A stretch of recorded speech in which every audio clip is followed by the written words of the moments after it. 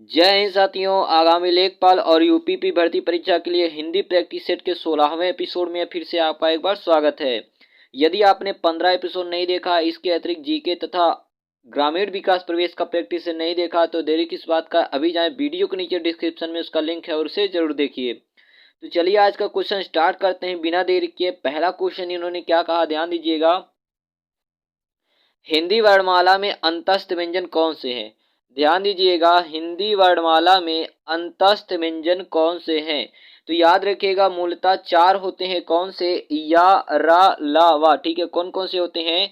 याद रखिएगा, या, रा, ला, वा। यही आपका ऑप्शन नंबर बी क्या हो जाएगा, सही हो जाएगा। ठीक है, बाकी अगर हम लोग बात करें जो ऑप्शन नंबर ए दिया है ये क्या है, तो याद रखिएगा बड़ा सा, खट्टी सा, छोटा सा हा, ये किस में आता है? तो ऊष्म व्यंजन के अंतर्गत आता है। ठीक है, क्योंकि इनको बोलते समय मुख से थोड़ा बहुत गर्म हवा निकलती है, इसलिए इसे क्या कहते हैं? ऊष्म व्यंजन कहते हैं। ठीक है, या इसी को संघर्षी व्यंजन भी कहते हैं। ऑप्शन नंबर सी की अगर बात करें तो छ, त्र, ज्ञ और स्र, इन्हें क्या कहते हैं? तो याद रखिएगा संयुक्त व्यंजन के नाम से जाना जाता। क्या? संयुक्त व्यंजन, क्योंकि भैया जो छ है क प्लस स, ठीक है, त्र त प्लस रा से, और ज्ञ हो गया ज्या प्लस इया से, और स्रा हो गया सा प्लस रा से बनता है। ठीक है, इसलिए क्या है? ये संयुक्त व्यंजन है। ठीक है, ऑप्शन नंबर डी की बात करें तो चा, छा, जा, झा, ये क्या है? तो इन्हें तालव्य कहते हैं। ठीक है, इचु यसा नाम तालव्य। ठीक है, ये क्या है? तालव्य है। तो पहले का आपका हो जाएगा डी वाला सही हो जाएगा। अगले प्रश्न की बात करते हैं, प्रश्न संख्या 2। इन्होंने कहा कि भाई निम्नलिखित में से असंगत विलोम शब्द को चुनिए। ठीक है, असंगत विलोम यानी कि जो शुद्ध है नहीं है। यहाँ पे देखिएगा घात का प्रतिघात होता है, ये तो सही है। ठीक है, प्रसारण का संकुचन होता है, ये भी सही है।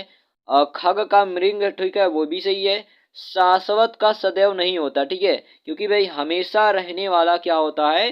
शाश्वत, और इसका उल्टा क्या होगा? नश्वर होगा। ठीक है, क्या होगा? शाश्वत का विलोम नश्वर होता है, सदैव नहीं होता है। तो 2 का याद रखिएगा कौन सा हो जाएगा आपका? सी वाला सही हो जाएगा। 2 का कौन सा हो जाएगा आपका? सी वाला आप लोग याद रखिएगा। चलिए प्रश्न संख्या 3 की बात करते हैं हम लोग। 3 नंबर इन्होंने क्या कहा, ध्यान दीजिएगा। प्रश्न संख्या 3 में कहा है कि भाई निम्नलिखित में से किस शब्द में तद्धित प्रत्यय का प्रयोग हुआ है? तो याद रखिएगा जो प्रत्यय होता है, एक प्रत्यय होता है, एक उपसर्ग होता है। प्रत्यय वह होता है जो किसी भी शब्दांश के पीछे लगता है, ठीक है, यानी कि बाद में लगता है। और उपसर्ग क्या होता है? जो किसी भी शब्दांश के पहले लगता है। जैसे कह दीजिए ये क्या है? आपका शब्दांश है, तो उपसर्ग कहाँ लगेगा? ये पहले लगेगा। और प्रत्यय कहाँ लगेगा? तो यहाँ पे बाद में लगेगा। ठीक है, तो याद रखिएगा प्रत्यय भी 2 प्रकार का होता है, एक तद्धित प्रत्यय होता है और एक क्या होता है? कृत प्रत्यय। कृत प्रत्यय जो क्रिया के अंत में लगता है, तद्धित प्रत्यय जो संज्ञा, सर्वनाम और विशेषण के अंत में लगता है। तो याद रखिएगा तीसरे का आपका हो जाएगा कौन सा सही हो जाएगा? तीसरे को हो जाएगा आपका ए वाला वार्षिक आपका सही हो जाएगा। कौन सा हो जाएगा? वार्षिक सही हो जाएगा। प्रश्न संख्या 4 की बात करते हैं। 4 नंबर में इन्होंने क्या कहा? जब किसी सामान्य बात का विशेष बात से तथा विशेष बात का सामान्य बात से समर्थन किया जाए, वहां कौन सा अलंकार होता है? ठीक है, तो याद रखिएगा अंतरान्यास। ठीक है, अर्थानंतरा, ठीक है, अर्थानरन्यास। ठीक है, याद रखिएगा सी वाला आपका सही हो जाएगा। आगे बात करते हैं हम लोग, प्रश्न संख्या 5 की बात करते हैं। तो 5 नंबर में इन्होंने क्या कहा? अशुद्ध वाक्य का चयन कीजिए। ठीक है, अशुद्ध वाक्य का चयन कीजिए। तो यहाँ पे याद रखिएगा अशुद्ध वाक्य कामायनी उच्च कोटि का काव्य है।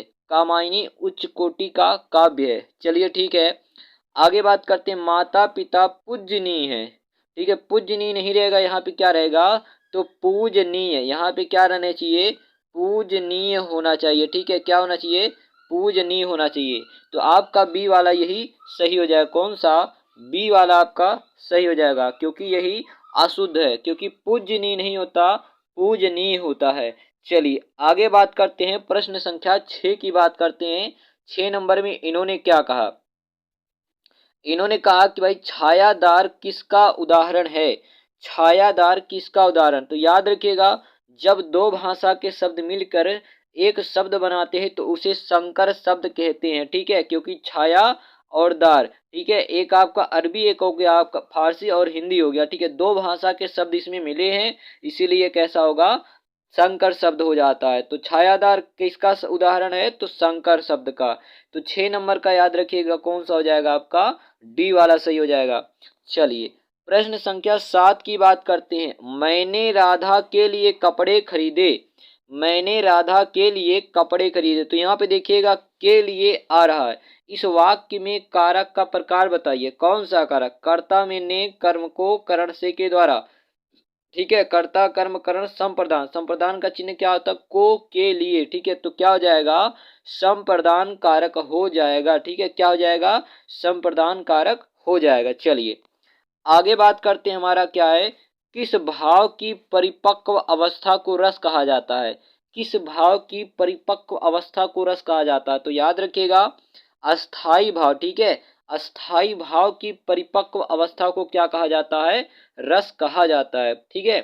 अस्थाई भाव की संख्या 9 मानी गई है। अगर भरत मुनि के अनुसार कहा जाए तो 8 माना जाता है, ठीक है, क्योंकि भरत मुनि ने शांत रस का जो कि 9वां रस है इसका उल्लेख नहीं किया है, ठीक है। चलिए आगे बात करते हैं, प्रश्न संख्या 9 की बात करते तो 9 में इन्होंने क्या कहा, ध्यान देना।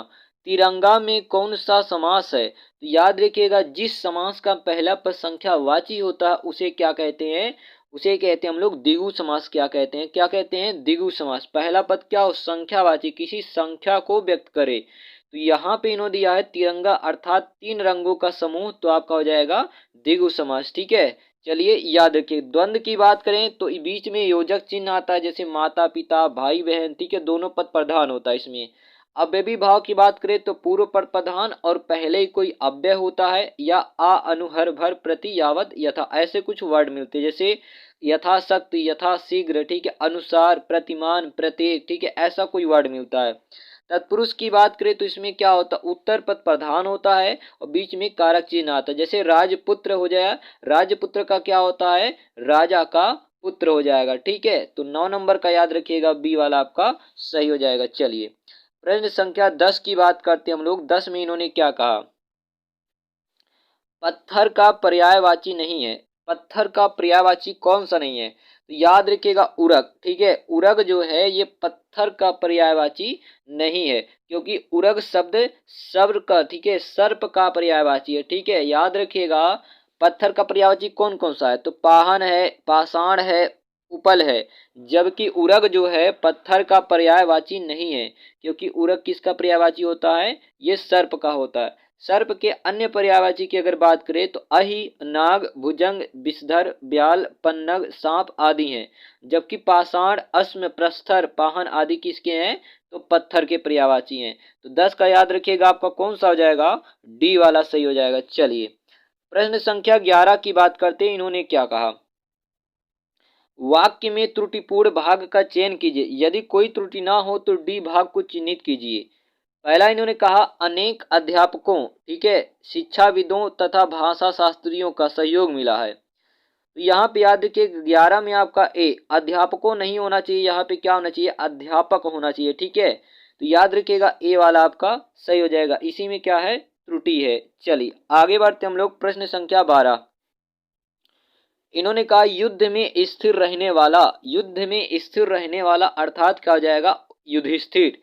किस समास का समास विग्रह है, तो याद रखिएगा अलुक तत्पुरुष। अलुक तत्पुरुष वह समास होता है जिसमें विभक्ति जो होता है कारक चिन्ह ये दिखाई नहीं देता है, ठीक है, उसे क्या कहते हैं, अलुक तत्पुरुष समास, ठीक है। तो 12 का याद रखिएगा आपका हो जाएगा बी वाला। प्रश्न संख्या 13 की बात करते हैं, इन्होंने क्या कहा कि भाई निम्नलिखित प्रत्येक 4 विकल्पों में से बेमेल शब्द को चिन्हित कीजिए। बेमेल शब्द को अर्थात जो सबसे अलग है, तो याद रखिएगा प्रियजन, बच्चे, परिवार, ये सभी किसी न किसी संबंध में आते हैं। जबकि भाई घर क्या है, सबसे अलग है, ठीक है, घर क्या है, सबसे अलग है। तो 13 का आपका हो जाएगा ए वाला सही हो जाएगा। चलिए आगे बात करते हैं, प्रश्न संख्या 14 की बात करते हैं। तो यहाँ पे क्या लिखा, ध्यान देना, ये इस प्रकार लिखा है, ठीक है, ये सा लिखा है, ठीक है, क्या लिखा है, सा, ध्यान दीजिएगा, ये सा लिखा है, उसके बाद आधा चा है, उसके बाद छा है, छा के बाद क्या लिखा है, आधा सा लिखा, उसके बाद त्रय लिखा, ठीक, इस प्रकार लिखा है, ठीक है, याद रखिएगा थोड़ा सा। तो सच्छास्त्र, ठीक है, सच्छास्त्र, इसका संधि विच्छेद क्या होगा? इसका जो सही संधि विच्छेद होगा सतधन शास्त्र। तो आप बी वाला देख रहे होंगे ना, बी वाला सतधन शास्त्र, इसका क्या हो जाएगा? सही हो जाएगा, ठीक है, सतधन शास्त्र हो जाएगा। याद रखिएगा 14 का आपका हो जाएगा बी वाला सही हो जाएगा। चलिए आगे बात करते हैं प्रश्न संख्या 15 की। मूर्त शब्द का विलोम क्या है? मूर्त शब्द का विलोम क्या है? याद रखिएगा मूर्त शब्द का विलोम क्या होता है? अमूर्त होता। क्या होता है? अमूर्त होता है, ठीक है। चलिए प्रश्न संख्या 16 की बात करते हैं। 16 में इन्होंने क्या कहा? रौद्र रस का स्थायी भाव क्या है? तो रौद्र रस का स्थायी भाव जो होता है वो क्या होता है? क्रोध होता है, ठीक है। बाकी अगर बात करें भय, तो किसका होता है? भयानक रस का स्थायी भाव क्या होता है? भय। अद्भुत रस का स्थायी भाव विस्मय। वीर रस का स्थायी भाव उत्साह होता है। तो 16 का याद रखिएगा कौन सा आपका हो जाएगा? ए वाला, ठीक है। रौद्र रस का स्थायी भाव होता है क्रोध होता है। प्रश्न संख्या 17 की बात करते हैं। 17 में इन्होंने क्या कहा? वह खाना खा रहा था, मैं खा रहा था, कौन सा काल है? तो भाई खा रहा था ये तो भूतकाल चला गया, लेकिन हाँ अभी पूरा नहीं हुआ। याद रखिएगा कौन सा हो जाएगा? अपूर्ण भूतकाल हो जाएगा, ठीक है। भूतकाल कितने प्रकार का होता है? तो 6 प्रकार का। वर्तमान काल कितने प्रकार का? तो 5 प्रकार का। भविष्य काल कितने प्रकार का? तो 3 प्रकार का। चलिए आगे बात करते हैं प्रश्न संख्या 18 का। उड्डयन का संधि विच्छेद क्या होगा? उड्डयन, याद रखिएगा उड्डयन का संधि विच्छेद क्या होगा? इन्होंने पूछा है उड्डयन का संधि विच्छेद क्या होता है? तो याद रखिएगा उत प्लस डयन होगा, ठीक है। क्या होगा? उत प्लस डयन होगा, क्या हो जाएगा? उड्डयन हो जाएगा। चलिए प्रश्न संख्या 19 की बात करते हैं। 19 में इन्होंने क्या कहा? चूरन किस प्रकार का शब्द है? तो याद रखिएगा चूरन क्या है? तद्भव है। इसका तत्सम क्या होता है? चूर्ण होता है। क्या होता है? चूर्ण होता है, ठीक है। तो 19 का याद रखिएगा कौन सा हो जाएगा आपका? डी वाला सही हो जाएगा। प्रश्न संख्या 20 और आज के लास्ट क्वेश्चन की बात करते हैं। ध्यान दीजिएगा इन्होंने क्या कहा? चौकड़ी भूल जाना मुहावरे का अर्थ क्या है? चौकड़ी भूल जाना मुहावरे का अर्थ क्या है? तो याद रखिएगा राह ना सूझना, ठीक है। राह ना सूझना चौकड़ी भूल जाना मुहावरे का अर्थ होता है, ठीक है। तो यहाँ पे आपका मोस्ट इंपोर्टेंट 20 क्वेश्चन कंप्लीट होता। आई होप आपको वीडियो पसंद आया है। वीडियो पसंद आए तो वीडियो को लाइक करना, चैनल को सब्सक्राइब और शेयर करना ना भूलें। स्वस्थ रहें, स्वच्छ रहें। मिलते हैं अगले वीडियो में, तब तक के लिए धन्यवाद।